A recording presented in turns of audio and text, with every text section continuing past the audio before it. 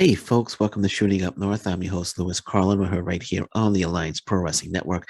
Thank you so much for joining me again today. If you're watching for the first time, please consider hitting that subscribe button. If you want to follow me on social media, I'm on Twitter at Shooting Up North, Instagram at Alliance PW Network, and feel free to follow our Facebook group, the Alliance Pro Wrestling Network. Okay, the latest episode of MLW Fusion aired on YouTube on February 17th. I just watched it, so here's my review, here's my recap, here's what I thought. So the show opens up with a Calvin Tateman, Alex Kane confrontation. Calvin Tateman being interviewed. Alex Kane comes out to interrupt. Calvin Tateman lands a punch on Alex Kane. Kane goes down.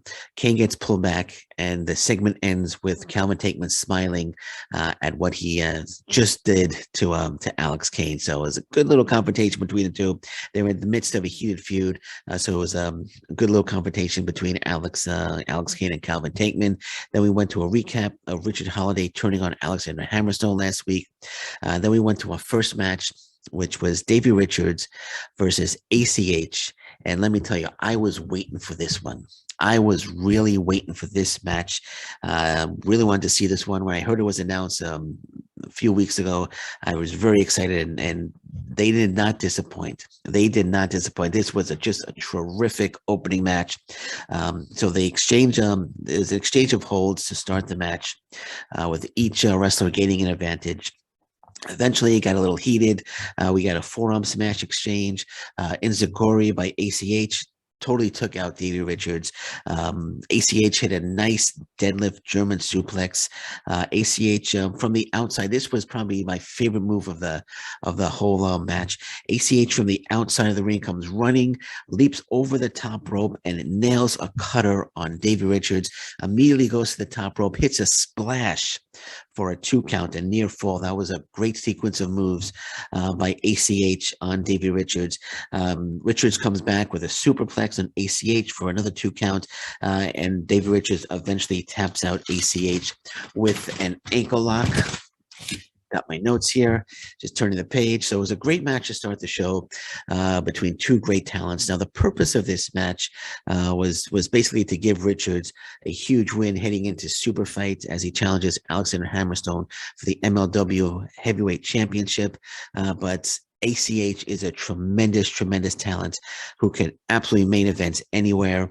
After the match, David Richards cuts a promo. He puts over ACH. He talks about his stolen Opera Cup. So that storyline is still going. He's trying to figure out who stole his Opera Cup. It's probably Cesar Duran. But he talks about Alexander Hammerstone in the match. It was a solid promo from David Richards. Again, fantastic, fantastic opening match between David Richards and ACH. As I said, ACH, tremendous talent, could main event anywhere for any promotion. Same thing for David Richards, but absolutely love this match. Absolutely love this opening match. And after I watched this match, I figured it's going to be hard for the next 2 matches to top this opening match. And I was right. I was right. But yeah, terrific opening match. And then we get a Mads Kruger promo on Jacob Fatu. I've never been a fan of Mads Kruger's promos because you never understand what the guy's saying. You never understand what the guy's saying. It's like, it's just, oh, boys, this is so. I'm gonna get. You don't understand what he's saying. It's like a angry mumble. It's what it sounds like. So I've never been a fan of his. I was reading somewhere that someone said they should put captions. Closed caption his promos. It's a closed caption. I think word captions on his so you could see, so you could read what he's saying. But I've never been a fan of his promos. But the key promo I was, of course, on Jacob Fatu, and I'm looking forward to Jacob Fatu and Mads Kruger. It's coming up next week. Actually, it should be a great match. But again, never a fan of Mads Kruger's promos. Again, just hard to understand what he's saying. So then we had Saint Laurent and Cesar Duran discussing the pound for pound, the best pound for pound fighter in the world. That's Saint Laurent. Saint Laurent said that he discovered last week. I thought they were going to give us the name of that pound for pound fighter that he found, but we didn't. We didn't get the name, but Myra Reed actually shows up and asks for a middleweight title rematch against a Tajiri, which Cesar Duran grants, but says, since you lost the title in a triple threat, I think it's only fair that you try to regain the title in a triple threat. So it's going to be Myra Reed versus Tajiri versus a mystery opponent, because Cesar Duran wouldn't let Myra Reed know who the third mystery man is in that match. So Myra Reed getting the title rematch that he has asked for. It's been granted by Cesar Duran. So we'll have to find out who the I know who it is, but just in case you haven't read any spoilers, I'm gonna keep it secret. I'm not gonna say anything. Then we get a Killer Cross returning. Killer Cross returns promo video for February 26th. Killer Cross, as we know, returns super fight on February 26th. We don't know who he's facing, or we don't know why he's going to be there, but we'll find out on February 26th. So that's basically what the promo was. We find out that Leo Rush is returning to MLW. No date was really given, but Leo Rush on his way back to MLW. So that's big news for MLW. MLW is really doing a good job of bringing in some really top free agents. They go from Killer Cross coming back on February 26th, and then they announced that Leo Rush is coming back to MLW. So great stuff. Very, very exciting times for MLW. Of course, these Killer Cross and Leo Rush did not sign long term. These probably could be 1 or 2 off appearances, but still, it brings a good buzz. And it brings a good buzz and brings great attention to MLW. We find out next week that Mads Kruger, as I mentioned, goes one-on-one with Jacob Fatu, and then they gave us a schedule of big shows coming up. So February 26th will be Super Fight in Charlotte, March 31st, Intimidation Games back in Dallas, April 1st, Azteca Underground. I believe that's also in Dallas. And then on May 13th, we get Kings of Coliseum. They didn't announce what city that will be in, but big stuff happening for MLW. Lots of big shows. So again, MLW fans get excited because things are just starting to heat up for MLW. And next we get the debut of All Japan Pro Wrestling's Saito brothers, Rei and Jun Saito, as they took on Gnarls, Garvin, who I absolutely love, and Bud Heavy. Before the match started, we get a pre-tape segment showing how beer brought Gnarls, Garvin, and Bud Heavy together as a team. There was nothing special about this match. Nothing special. I know they hyped the debuts of the All Japan Pro Wrestling Saito brothers. And I know MLW has their relationship with All Japan Pro Wrestling, which brought the Saito brothers over. But there was nothing special about this match. They really did nothing that really wants me to say, that really wants me to see them again. I didn't, after the match is over, I'm like, oh, wow. I wasn't like, oh, wow, the Saito brothers, I can't wait to see them again. So nothing special. There was nothing really special about this match. The Saito brothers did win. They got the win over Bud Heavy, but Gnarls Garvin after the match came in and cleaned house and ran off the Saito brothers. Gnarls Garvin is terrific. I love Gnarls Garvin. He reminds me of Stan the Lariat Hansen, and great talent there. Bud Heavy looks like he's put on a little weight there. Bud Heavy's okay. Bud Heavy is a good talent too, but Gnarls Garvin is just fantastic. Again, reminds me of Terry Gordy. Reminds me of Stan Hansen. Big fan of Gnarls Garvin, and he ran him off. So maybe we'll see Gnarls Garvin look for another partner. Maybe they'll continue the feud with the Saito brothers, but there's nothing. Again, they were just like a generic team. There's nothing special about the Saito brothers.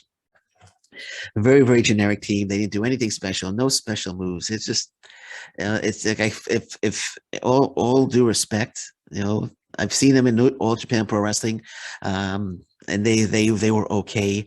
I've seen many matches of them in All Japan Pro Wrestling, but they're like very robotic, right? Like they like almost like two like two Frankensteins walking around the ring. You know what I mean? If that makes sense. So yeah, I wasn't. Wasn't a fan. Well, not really a big fan of the Saito brothers. And as I said, if we never see them again, on MLW, I'll be perfectly fine. I'll be perfectly fine. Now, if MLW wants to make the most of their relationship, or better use of their relationship with All Japan Pro Wrestling, man, they should bring in Sugi. They should bring in Kento Miyahara. They should bring in Jake Lee. Jake Lee's injured right now, but when Jake Lee comes back from injury, they could bring in Yuma or Atsuki Ayogi, Ayagi. I'm sorry, I pronounced the name wrong. Ayagi, which they're two great brothers. They should bring them and the Yagi brothers in as the tag team. They'd be a great team. Yuma and Astuki Ayagi, or Suji Ishikawa. Suji Ishikawa versus Gnarls Garvin would be just a fantastic match.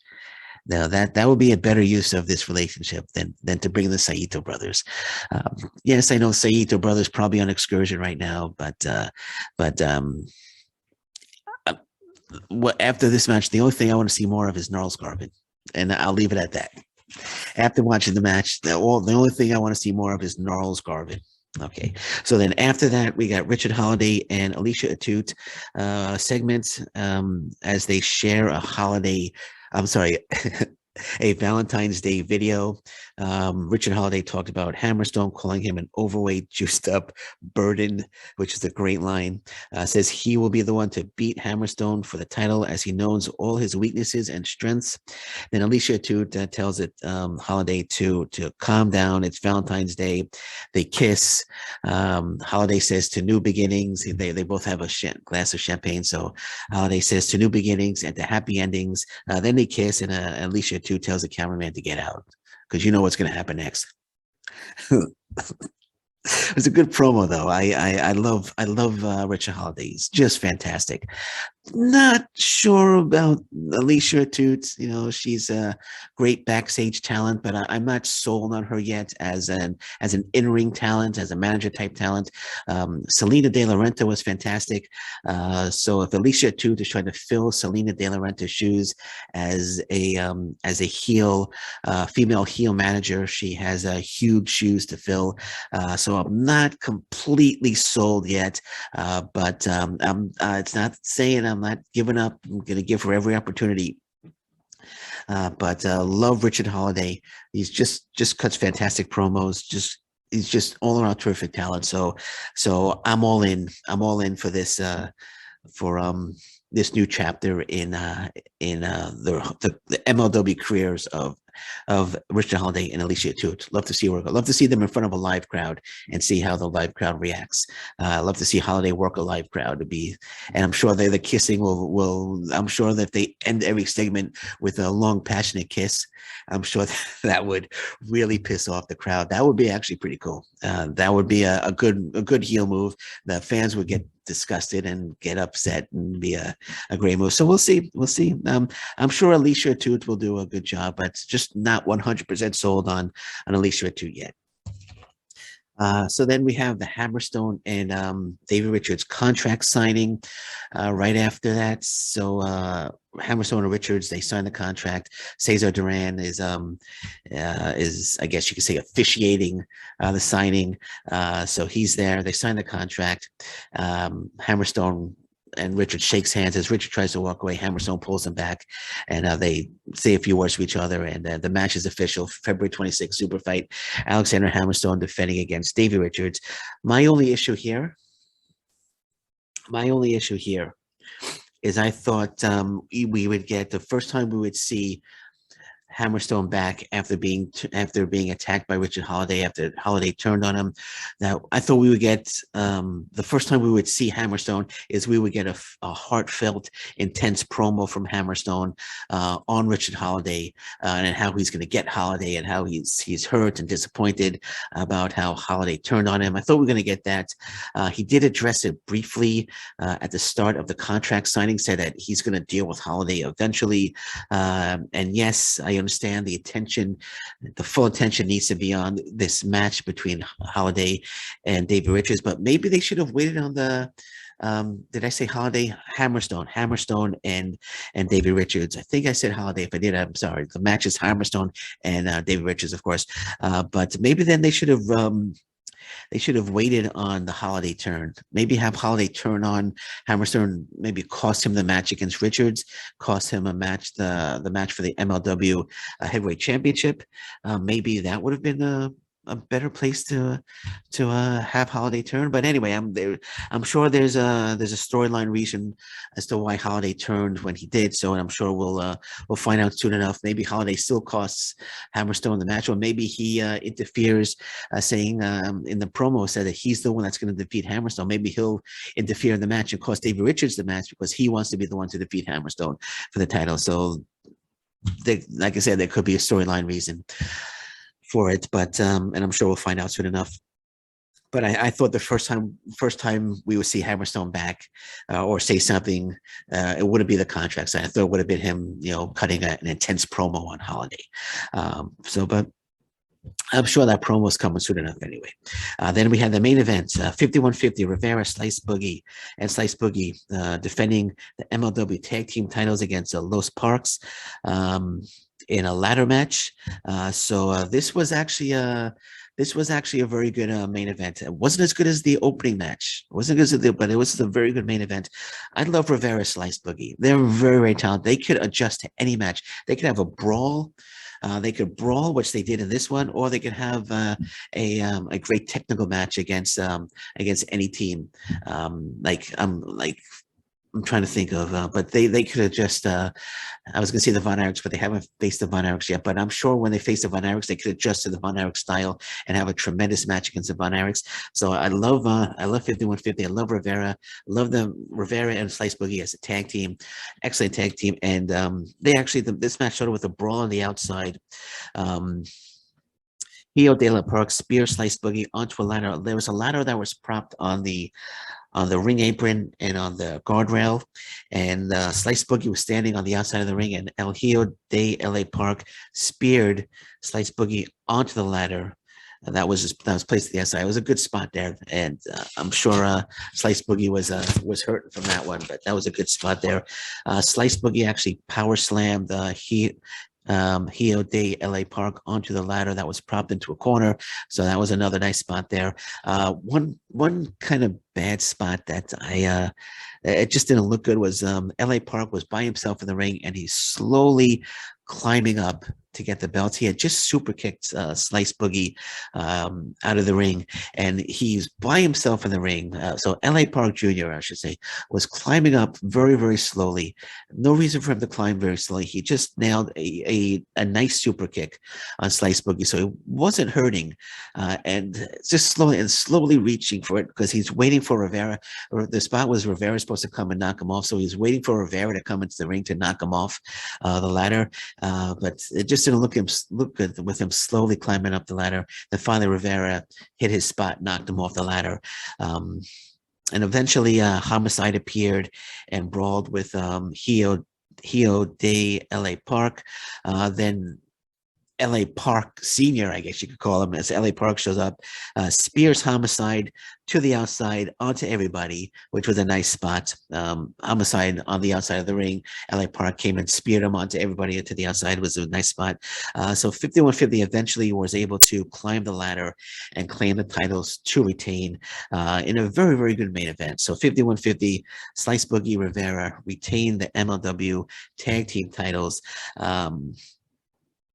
Great match. It was I'm not gonna say great. I'm gonna say very, very good match. It was a very good match. Not as good as the first one, as I mentioned, but I would have left Homicide and LA Park out of it. Didn't think that they needed to interfere. I think they just leave the four combatants in there, 5150 and LA Park. Just let them go at it. I don't think we need to see Homicide. We didn't need to see LA Park interfere. But as I said, 5150, great team. They could adjust to any match and have a great match against any team. Really looking forward to them taking on the Von Erichs. Actually, the Von Erichs was supposed to be their opponents for this match, but fortunately, COVID interfered, and we didn't get the match. But I'm sure eventually we're going to get the Von Erichs challenging 5150 for the MLW Tag Team Championship. So now 5150, let's talk about them just a little bit longer. Have a little more notes here. Just almost forgot to talk about this. So 5150, As I said, I would love to see them clash with the Von Erichs. I would also love to see them head to All Japan Pro Wrestling again. If you want to make better use of the relationship, let them go to All Japan Pro Wrestling. Let them go to Japan and challenge the All Japan Pro Wrestling tag team champions Shotaro Ashino and Suwama. I think that would be a fantastic match. I would love 5150 actually to defeat them and take the All Japan Pro Wrestling tag team titles back so they could be triple champions. I think that would be fantastic. I think that'd be terrific. I would love to see them head over to Japan.